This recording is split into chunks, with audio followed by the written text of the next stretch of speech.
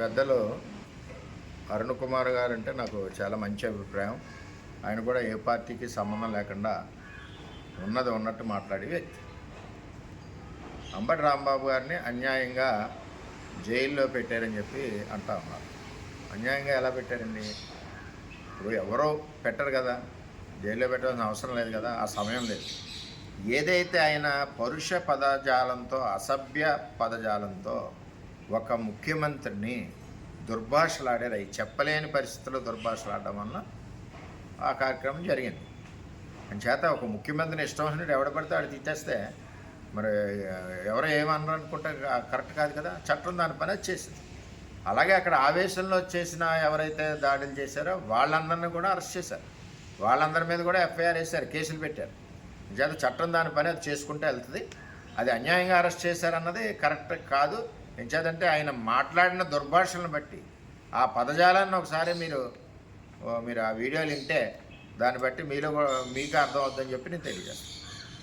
సీనియర్లు పెద్దలు ఉండవల్లి అరుణ్ కుమార్ గారు ఎప్పుడు కూడా న్యూట్రల్గా ఏ పార్టీకి సంబంధించకుండా ఉండేవారు. కానీ నిన్న నాకు కూడా బాధ అనిపించింది.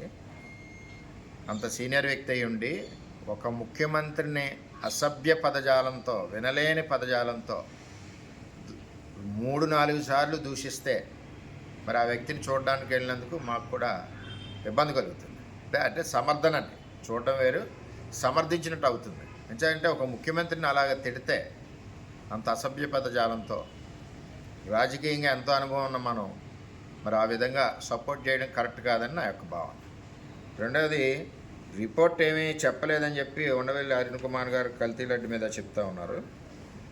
ఎన్డీడీబీ రిపోర్ట్లో టీటీడీ రిసీవ్డ్ ది ఎన్డీడీబీ కాఫ్ test report on 16/7/24 and 23/7/24 respectively, which shows ghee adulteration with vegetable and animal fats అని క్లారిటీగా ఇచ్చింది. ఇది ఇవ్వడం కాకుండా 2023లో కూడా ఇంకో రిపోర్టు, టెస్ట్ రిపోర్ట్ తేడా వచ్చింది. అయినా సరే ఇది కంటిన్యూ చేస్తూ ఉన్నారు బోలేబాబా. అంటే వాళ్ళ దృష్టిలో అంటే వెన్నక్కర్లేదు కానీ నెయ్యి సప్లై చేయొచ్చు. ఏదైతే చంద్రబాబు నాయుడు గారు 14-19లో ఏదైతే సిస్టమ్ ఇంప్లిమెంట్ చేశారో టెండర్స్కి, ఆ టెండర్స్ సిస్టమ్ అంతా కూడా తీసేశారు. 250 కోట్లు టర్నోవర్ రావాలంటే 150 కోట్లకు పెట్టారు. అదేవిధంగా అన్ని సిస్టమ్స్ మార్చి వీళ్ళకి అనుగుణంగా చేశారు. చేసి ఈవేళ మరి క్లియర్గా చెప్పాలంటే ఈవేళ ప్రసాదాలకు కూడా ఉత్పత్తుల్లో ఏదైతే రైతులు పండించి ఇచ్చేవారో ఉత్పత్తులు ప్రసాదాలకు సంబంధించి వాటిని కూడా మార్చేసి పబ్లిక్గా బయట కొనడం మొదలెట్టారు 21 నుంచి. అంచేత ఇవన్నీ ఏంటంటే ఇంకొకటి నిదర్శనాలు. ఇందులో అవాలా జరిగిందని చెప్పి ఈడీ ఆల్రెడీ అపూర్వ చావడా 19 కోట్లు ఐడెంటిఫై చేశారు.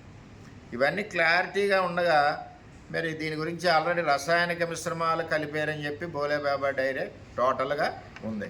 సరే ఇవన్నీ వదిలేయండి. ఆల్రెడీ చైర్మన్ గారికి, ఈఓ గారికి రిపోర్ట్ వచ్చింది కదా, ఒక శాంపిల్, వాళ్ళు పంపించిన శాంపిల్. దాని మీద ఎందుకు యాక్షన్ తీసుకోలేదు ఆ రోజుల్లో? చేత ఇవన్నీ కూడా తిరుపతిలో కల్తీ చేశారు. చంద్రబాబు నాయుడు గారు అన్నారంటే ప్రజలకు చెప్పవలసిన బాధ్యత ఉంది. ఇది ప్రజాస్వామ్య ప్రభుత్వం. ఏదో గదిలో కూర్చుని పరిపాలించే విధంగా ముందుకెళ్ళి ప్రభుత్వాలు కాదు. ఏదో జీవోలు కంప్యూటర్లో ఆన్లైన్లో కనపడకుండా చేసే ప్రభుత్వాలు కాదు. ప్రజలకు తెలియజేయాలి కాబట్టి చంద్రబాబు నాయుడు గారు వాస్తవాలన్నీ తెలియజేశారు. అవి వాస్తవం. కొన్ని అవాస్తవం అంటే చెప్పమనండి. ఏది ఏమైనా కల్తీ అయిందా లేదా చెప్పమనండి. జగన్మోహన్ రెడ్డి గారి పరిపాలనలో కల్తీ అయింది, 100% కల్తీ అయింది. 4-5 ఏళ్ళు కూడా కల్తీ మిశ్రమాలతోటే లడ్డూలు తయారు చేశారు. నైవేద్యాలు కూడా కల్తీ అయినాయి. ఆల్రెడీ ఆ రైతులు ఉత్పత్తి చేసినప్పుడు వచ్చిన పప్పు దినుసులు కూడా బ్రహ్మాండంగా ఉండే రుచిలో.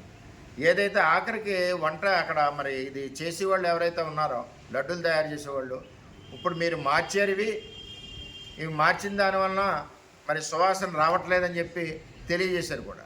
తెలియజేసిన అవే స్వామివారికి ఇచ్చి నైవేద్యంలో వాడి అన్నీ కూడా అవే పప్పు దినుసులతో వాడుతున్నారు. ఇదంతా కూడా చేసింది అంటే ఏదైనా తప్పు జరిగినప్పుడు 10 మంది ప్రజలకు తెలియాలి కాబట్టి చంద్రబాబు నాయుడు గారు చెప్పారు. రేపు చెప్పకపోతే చంద్రబాబు నాయుడు గారు మేము పార్టీ తప్పులో పడినట్టు ఉంటుంది. ఎందుకు చెప్పలేదు ప్రజలు ప్రశ్నిస్తారు. అంచేత పబ్లిక్గా చెప్తున్నారు, మీకు కూడా తెలుసు.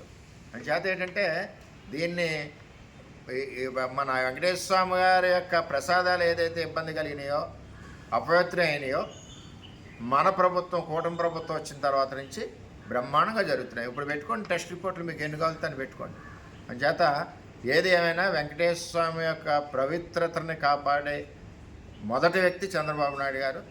ఆ దేవాలయం కానీ, దేవాలయంలో ప్రసాదాలు కానీ, దేవాలయాల్లో మరి వసతులు కానీ అన్నీ కూడా ప్రజలకు అందుబాటులో తీసుకెళ్ళి కూటమి ప్రభుత్వం చంద్రబాబు నాయకత్వంలో చేస్తున్నారని చెప్పి తెలియజేస్తారు.